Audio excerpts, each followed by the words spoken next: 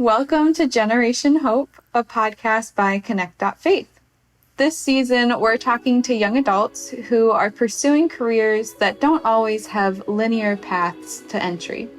We'll be talking to musicians, visual artists, and others about the unique challenges and rewards young creatives can face as they turn their passion into a career.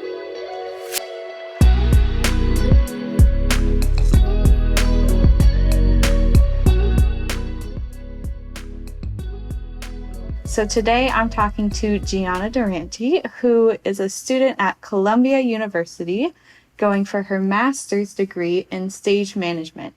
Thanks for joining me, Gianna. Thanks so much for inviting me here. I'm so excited to see you and talk to you about this. Yeah, I'm really excited too.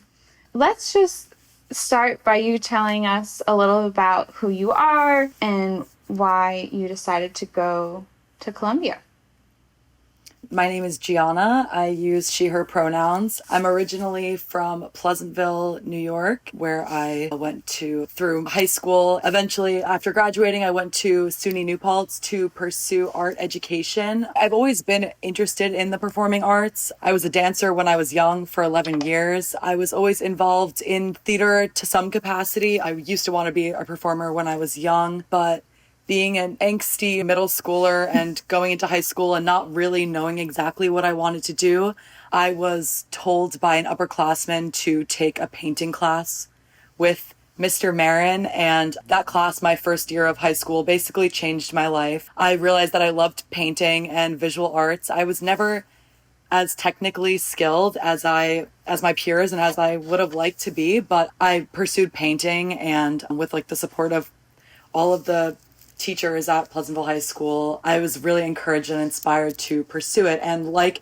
how Mr. Marin was such a role model for me, I really wanted to be that for someone else. So when I was a junior in high school, Mr. Marin recommended me to be the assistant stage manager on the school's show, as the director, Kathleen Warren, was looking for a creative and organized student to take over that position. So I think he probably beats himself up over this for suggesting my name, because this was the moment that he lost me to the performing arts. I fell in love with stage management. I didn't know exactly what it was, but I was told that I was going to be the first one in the room and the last one to leave, and the leader of the company of artists, the creatives, and the performers. And that was really interesting to me, because I just really wanted to be involved and kind of be in charge of something and have all the information. And that was something that, as a young student with no control over their life at all, sounded really interesting to me. So I was an assistant stage manager for the musical that year, and the next year I was the production stage manager with an awesome assistant that I still love to work with, Chiara Vettavino.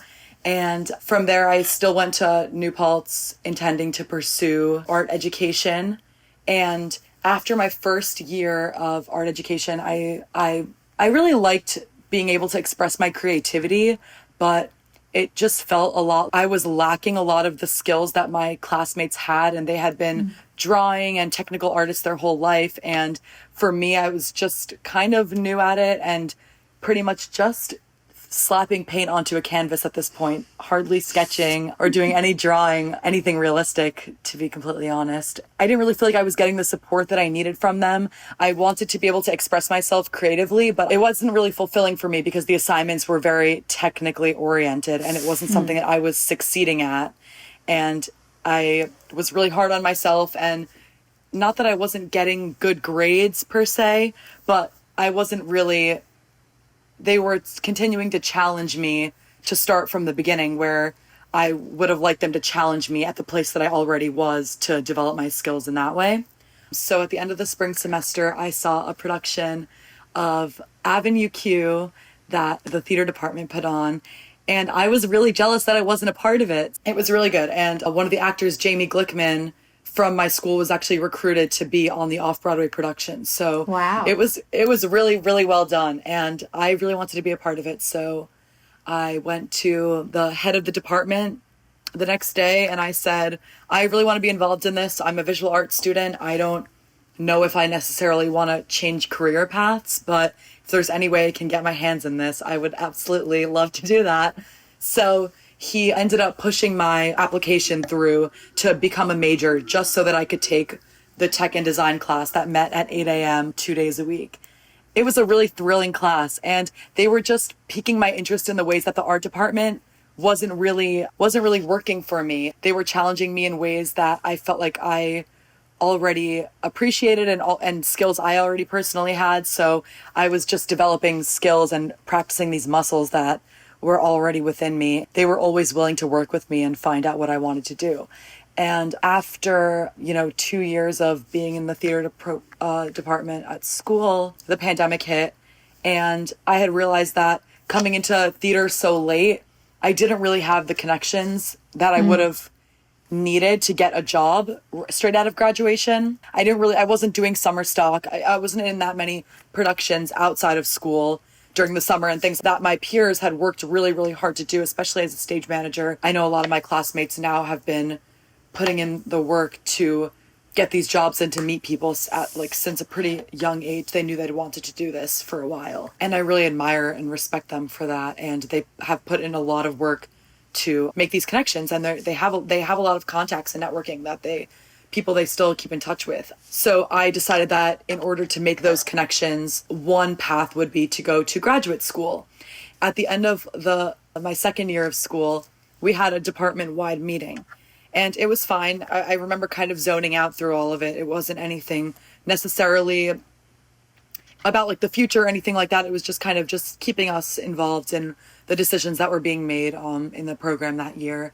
And at the end of the meeting, my Professor Varga said, and you never know, when you go to grad school, blah, blah, blah, blah, blah. And I was like, when I go to grad school, what do you mean by that? I'm not going to grad school. And I was really stressed out and overwhelmed after that. And it was not something that I saw myself doing at all. And went to my professor, and she assured me that it's not something that you necessarily need to do, but if you want to further your education and you want to meet people, it's a really good way to practice and to just get your foot in the door. She also told me that Columbia was one of the best schools, probably, that she recommended that I personally look at because she thought it would be a good fit for me. COVID really solidified that idea for me, just because I knew there wasn't really going to be a chance for me to do that networking and get those jobs that I really would have wanted the same way that I would have in a season prior. I ended up getting a job though in the summer during COVID, and most of it was on Zoom, which wasn't really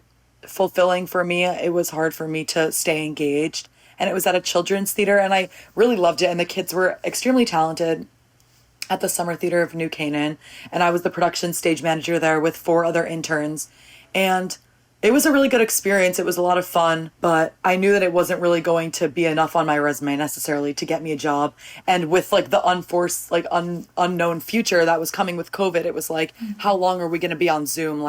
I'd rather go to school, continue my education, even if it is on Zoom. I would be willing to sacrifice that to meet the professors, get the education, get the knowledge, and then perhaps by the time I graduated, the world would be opened up and ready for me, and I would be able to have an MFA and be able to start applying for jobs. So I thought that was a cool option. I didn't realize how grateful I would be for it to be in person, and especially after applying and then having to finish my senior year on Zoom was really a struggle and really difficult to pay attention. Being able to be fully in person the last 5 months has been such a blessing, and having these connections in person has just changed everything. I know the second years in the program definitely didn't get the same experience because they spent their entire first year on Zoom, and I can kind of see how that would be really detrimental to their education and to the connections that they've made here.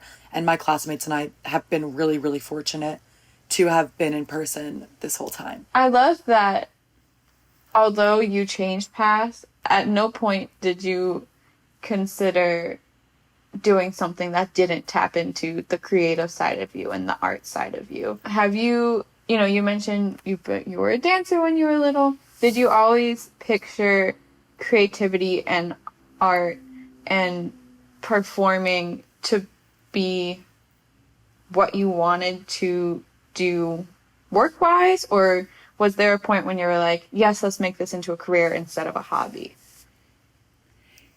At the point that I was a dancer and that I was working in theater when I was younger, prior to high school, I never saw it as a career. I just saw it as something on the side, something fun to do. But I think also at that age, I didn't really know what I like wanted to be, or didn't really think about what like I wanted to be when I got older. When I discovered art, I knew that I loved it, and I found a way to turn that into a career. I think I was really inspired by how Mr. Marin was able to find something in me that he saw that was going to be valuable, and how he really was able to I was struggling with undiagnosed ADHD for the majority of my youth. I wasn't diagnosed until I was a freshman in high school. And so struggling with that and not really having interest in a lot of things in school, not being able to pay attention was really hard for me. And I didn't really have an interest in school. And I wasn't very good at school at all. Even like my first year of high school, I think I had like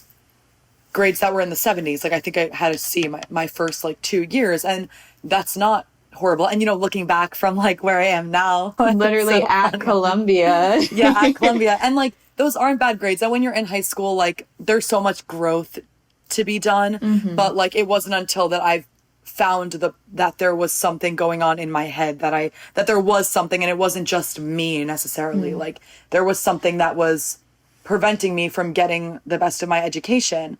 And so when I found art, and when I found a person that was able to care about me in the educational setting, like no one else, I didn't really have a connection with any of my other teachers growing up, but Mr. Marin and he knew that I was struggling, and painting was an outlet for me to take the chaos that was in my head and like visualize it and make it something that was tangible and like digestible for me.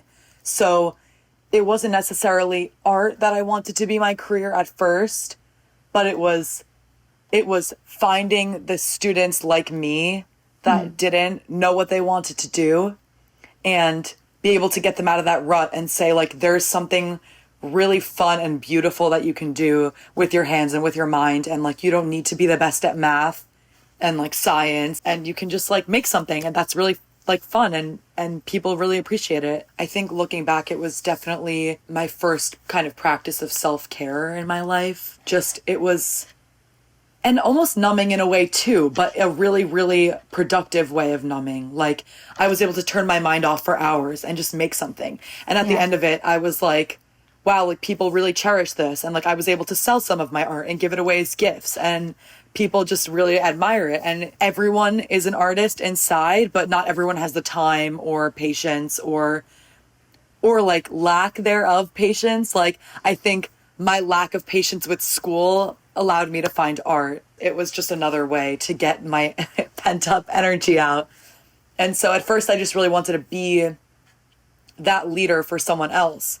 And I think in a lot of ways with theater, as a stage manager, there is the artistic aspect of it that I love. And even so, when I see a production come together, it's that same kind of getting the chaos in my head out into organized documents, organizing my team, and then seeing something really cohesive and collaborative come together is like really satisfying for me and makes me feel really at peace. And it's like, it's a good kind of stress that you have. Like it's the good stress, and you are able to organize it into some kind of spreadsheet or organize it into some kind of daily schedule that you're going to be able to sit there and be there for your team. And people and actors and creatives, they come to you for these things. And I still in a way feel like I'm able to be that teacher and leader for people, which I really love about it. And the art is just a bonus because it makes me feel so happy and like get the chills every time, the lighting hits just right, or the first time the actors are on stage in costume. That's magic, and it's really wonderful. And then also being able to be that liaison for people and that support system, like Mr. Marin was for me. And like my professors, Catherine Doherty, Andrea Varga, Ken Goldstein, were all for me in college, and just like wonderful support systems that I really aspire to be for someone else. I think, and definitely Catherine too, in college, like was such a great professor. And she was a director of a few shows that I had worked on too. So like being able to see her as a leader in a room was like, yes, like that's exactly like how I can get my energy out. And so I thought that was, yeah, it was just really awesome. It was just everything that I needed in one. It sounds like art became a form of therapy for you. There's a reason art therapy is a thing, right? And it sounds like you just described trying to take some sense of control in a time where in high school you were told how to do everything and where to be at certain times, and you were able to take some control back and make a little bit of chaos more organized. Yeah, exactly. You talked about your love for kind of teaching and leading, your love for the visual arts, your love for the performing arts. I'm wondering, you in your story of how you got to where you are, you mentioned you saw Avenue Q and you're like, why am I not a part of this? Get me in here. And you said to whoever you were talking to, I don't really want to change careers, but I just want to be involved. When did that change? When did you decide, actually, this is what I want my career to be? And how did you come to that realization? I think I started to realize that I didn't like actually want to be a teacher, like a school teacher. And if I did, it was like a very specific thing that I wanted to do, which was be like a high school teacher, which especially in art, I mean, some districts only have one art teacher. So it wasn't necessarily realistic that I was going to secure the exact job that I wanted. Mm-hmm. I know in college, I took that first semester of theater classes, and while still in my visual arts major, I wasn't making the connections with the art professors. And one of them that I really did love, Tom Sarantonio, we had a really special connection from the beginning. He was my advisor for the program, and he retired my second year. And that kind of broke me because I really didn't feel like I had anyone left in the art program. And I think at that point, I don't know, I feel like I just didn't really have the support that I needed there. And realizing I didn't want to be a teacher, I think in that moment I was just super overwhelmed, and I dropped the art major completely because honestly, just doing between rehearsal, I became a PA the next semester on Into the Woods, and it was just so much work. Like, it was really, really long nights of rehearsal. I would get there at 6:00 at night, and I'd be there until 11:30, be in school the next day, trying to do studio hours for visual art. The first 3-4 semesters of the art program are really intensive because you have to complete a bunch of studios before you can take any next level art course. Like, before I took a ceramics class, you have to take all of your prereq studio classes. So they were very technically oriented, and they were a lot of work, and they do push you to challenge yourself and try different mediums and stuff. So it was a lot of work, and especially to be doing all at the same time. And I think it wasn't until, because going into college, I didn't know that being a stage manager was a real job. When I was offered the position in high school, I'd never heard of it before. It could have been anything. You could have called me an assistant director, and I would have thought that was a position because I've heard of a director before. But I'd never heard of a stage manager. I'd never met a stage manager. We didn't have a professional stage manager in our high school. And I guess, basically when I went to, the head of the department, Ken, I was like, can I, what do I do? Would I be, on a crew? What is the job? And he was like, there are stage managers. There are stage managers on Broadway. And I guess, at this point in my life, I was using school as a resource and the books that I was reading in class, but I wasn't going out from there at that point and, doing research and, finding out who these people were and, internships and all these things. It didn't really come to me for a while that this is a career. And so I think in my second year of high school is when I quit the art major because I felt like I had lost the only person really keeping me there, the only person that understood where I was coming from. And he was my drawing professor, and I was turning out completely garbage work week after week, and I would get a B. He's not gonna fail me. I tried. But it was I wasn't impressed with myself, and I just wasn't happy with the work I was making anymore. And I guess like, so I sort of lost the will in that sense. I just felt like I was having like a creative block in that way. And so when I took a stage management class officially, and I was officially a major in the theater department, and I got an advisor, which is where I met Catherine. She had been a stage manager, and she would bring stage managers into our stage management class. Janae Bonnick, who's on Broadway, we're in like the same realm right now. Janae was the first stage manager professional like working in the world that I had met. And now we are in the same industry. I just worked on an off-Broadway show with Two Blanks in Wood, and we were just chatting about Janae, and they had just worked together on Slave Play. And it's such a small industry, but it's crazy because back then I didn't realize it was a career at all. Yeah. And after working on Into the Woods, which is an incredible, well-financed, just with the crew working on it at my school, and the whole tech department was so talented and dedicated. That was actually magic. And I was like, okay, yeah, this is like what, like, if I can do that, like, if I can always just keep doing this, then that's like what I want to do, basically. Like, and it's just such a unique job. And I guess I just didn't realize how like serious that it actually was of a job, especially as a PA, where I would go in, I would sweep, and I would mop the stage, and then I would take notes. I would run up to the stage and move a prop every now and then if I needed to, or help reset the stage, or fill in the daily call for tomorrow, daily schedule. And then as I was kind of growing in the department, I was realizing like, okay, like I was having more responsibility, and it was fun. I actually ended up taking the art major back. So I completed 2 degrees at the same time. I missed art, and I didn't want to lose it, and I wanted to keep practicing it. So even though it was a lot of work, it was completely worth it. And I'm glad that I ended up sticking it out, because I found a love for ceramics. So let's back up a little bit. For the people who maybe didn't do theater ever in their lives, or have never seen a show as high caliber as Broadway, or gone behind the scenes, what is the role of a stage manager? What are you studying to learn how to do?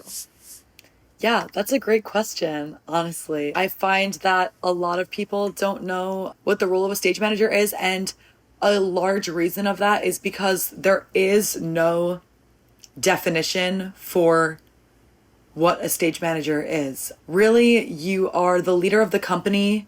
You are the means of communication between the cast and the crew. You are scheduling rehearsals, and this begins far before, the first day of that everyone is met in the room. This can be from a few weeks before to months before to a year before. Pre-production, planning, finding your creatives, making schedules, finding your spaces that you're going to be in, gathering conflicts, reading the script and breaking it down, and doing like character breakdowns and analyzing a script.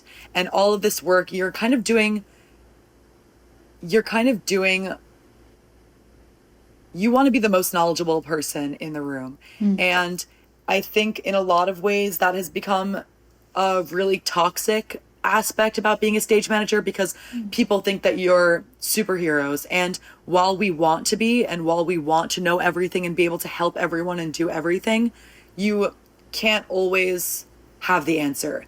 And it's okay to find out the answer and tell people that you'll get back to them, because that's at the end of the day, we're just human, and that's all you could do. But basically you are the person that people are going to come to for their answers. And once rehearsal does come around, you're also making sure you're maintaining the integrity of the production. You want to make sure everyone is being safe, equitable, accessible spaces, and just making sure that everyone is being supported. You're also the person that people can just come to and tell their problems to.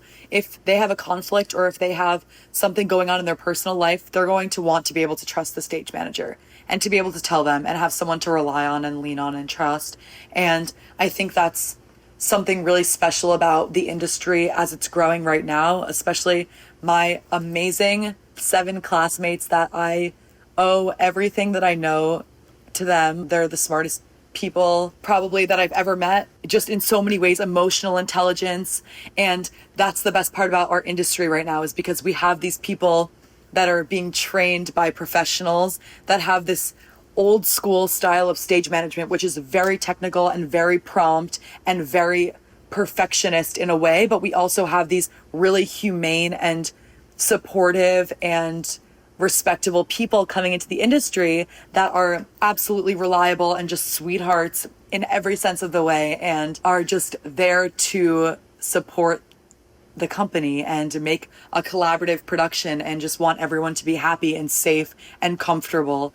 And aside from the rehearsal process, when the show comes around, you're basically, if you're able to have lighting and sound equipment, you are usually backstage, whether that's behind that audience, behind all of the seats in the house, or whether it's backstage or if it's in another room in the theater. You are watching the show on a monitor and you're calling the cues. So every time you see the lighting change, or sometimes like sound effects, a stage manager is following along with the script and paying close attention to the actors' bodies and their language and their movements to try to align these cues that were very precisely planned by the designers and the director and the stage manager and the actors, and to just maintain it and make sure that everything's running smoothly and that people always can still come and talk to you, and make sure that they can check in with you and make sure that they hit their cues or that they're getting their lines right, and you can always be a reliable person for them to come and talk to and check in on. It sounds like you're a social worker and scheduler and director, like all rolled into one. Yes, exactly. And I totally agree with all of that. Yes. So I think it's no secret that theater and Broadway as a whole is not the easiest industry to break into. And you talked about how one of the reasons you chose to continue your education was because COVID really deprived you of the opportunity to network and make connections. Do you ever get nervous about knowing how this is a hard industry to break into? And has going to Columbia and taking these extra years to study and meet more people, has that helped? Yeah, so I personally struggle with a lot of self-doubt and lack of confidence, and feeling like I'm newer at this, and comparing myself to people is really hard.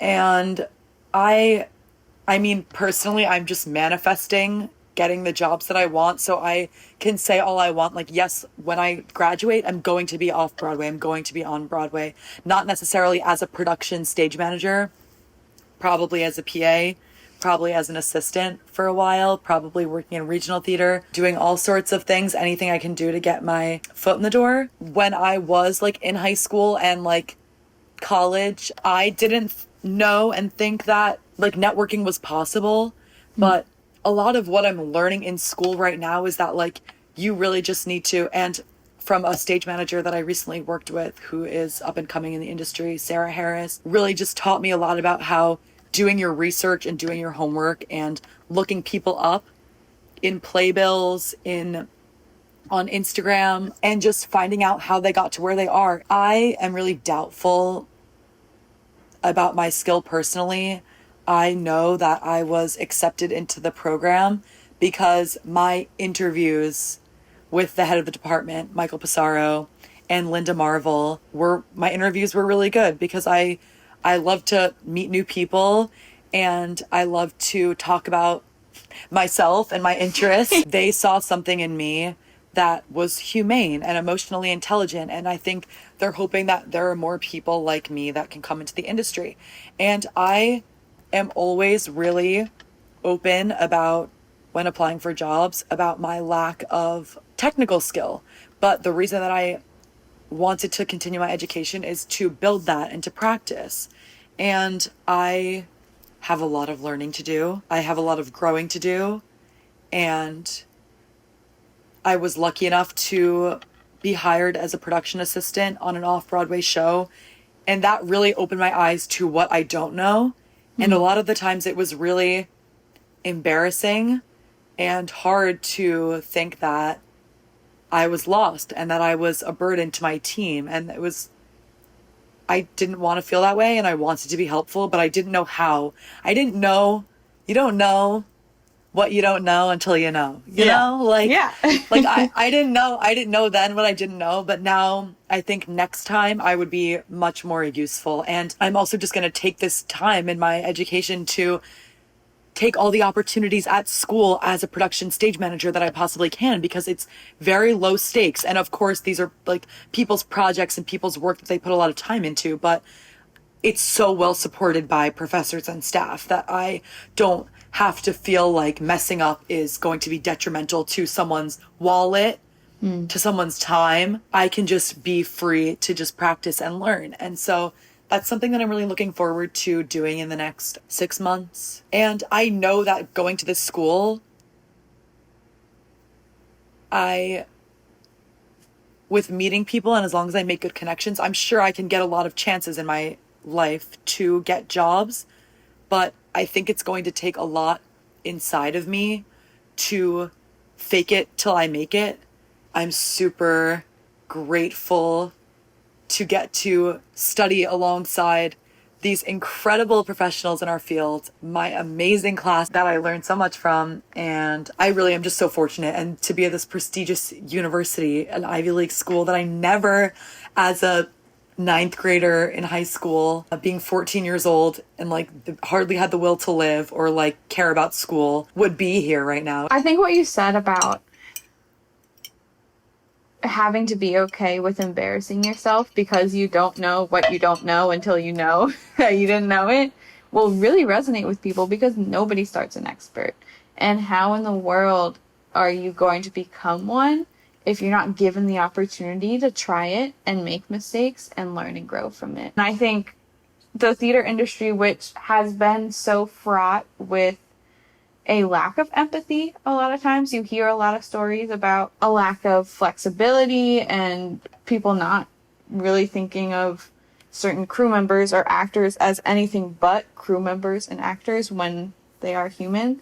And it excites me to hear that you, and hopefully it sounds like your classmates will continue to change that and to make empathy and emotional intelligence the forefront of theater, because those are the stories that they're sharing on the stage. It should be the stories backstage too. You made the decision to continue your education and to go to Columbia and you kind of told us what your expectations were, what your hopes for it were. What have you learned, and how has your expectations compared to the real experience of being a graduate student? And would you recommend it for someone who might be looking to go into stage management? Yeah. So obviously going to grad school is a huge commitment, not only with your time, but with your money. I am really lucky to have a family that is supportive of my decisions. And I was lucky enough to get a scholarship and to be able to take out loans for school, and to have had between my savings and my parents' savings for me to be able to afford to live in New York City, which is not really easy to do. But also, besides Columbia, I mean, even though it's an incredible school and so many amazing people have graduated from this facility, there are other schools that have programs that are free. Yale has a free stage management program, although it's in Connecticut. Narda Alcorn is the head there, and Narda is an incredible person. So that's always, there's so many options. But also, you don't have to go to grad school to be a stage manager. I just really love the lessons that I've been learning about leadership and about humanity that I've been learning here. But with some research and reading, anyone can learn these skills. Beautiful. All right. Are there any projects you have coming up or anything that you want to share with people who might want to follow what you're up to? This summer, I am going to be working on a theater festival, New York Theater Festival Summerfest, which is going to take place at Teatro Latia, which is a really cool project written and directed and starring my friend Christian Flynn from childhood, who had asked me to be a part of this project, which is really exciting. And we are going to be starting rehearsals very soon. And I'm really looking forward to working on this really cool project at this summer festival alongside a lot of young artists as well. So it's going to be a really, really cool experience, and I'm really looking forward to that. And what are the dates for that? It opens on May 17th and closes on May 20th. If anyone is interested in hearing more about my path or have any questions or just want to chat, you can totally feel free to reach out to me via email, Gianna Durante, psm@gmail.com. And I would love to just hear about what's going on, or if there's anyone out there that's looking for a production assistant or a stage manager to any capacity. I am always looking to work on something new. I love musicals and anything fun and exciting and anything spectacular, and just looking to meet some cool new people. So totally don't hesitate to reach out. Excellent. So, Gianna, I have 2 last questions for you, and I ask the same questions of every person who comes on this podcast. This podcast is called Generation Hope because I'm trying to interview people who are doing things that I think will give other people hope and that other people will enjoy hearing about. So now I'm turning it to you. And my first question for you is, what do you hope for? And it can be on a personal level, just for yourself. It can be for the theater industry. It can be for the US, for the world. But what do you hope for? I have to remind myself this a lot, and just for everyone in general, that being perfect is not a thing at all.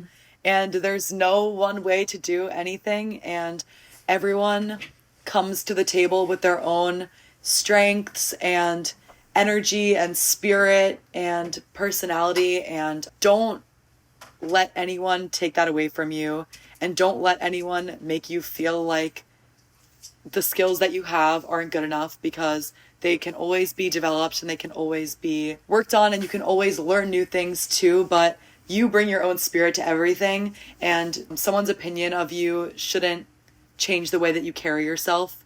And you should always be proud of yourself as long as you're being a nice person and putting in the work. Yeah, beautiful. Thank you.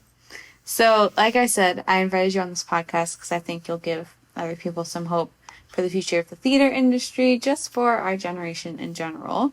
But what is giving you hope? Right now, my family is giving me a lot of hope. I just want to impress them and just do everything I can to be appreciative of the life that they've given me, and to show them that I can finish what I started and achieve my goals. And what also is giving me hope are my 7 beautiful classmates, my chickens. I love them so much. They inspire me every day as a person and as a stage manager, and I sincerely would not be where I am today without them, and all the lessons they've taught me and all the knowledge they've shared with me.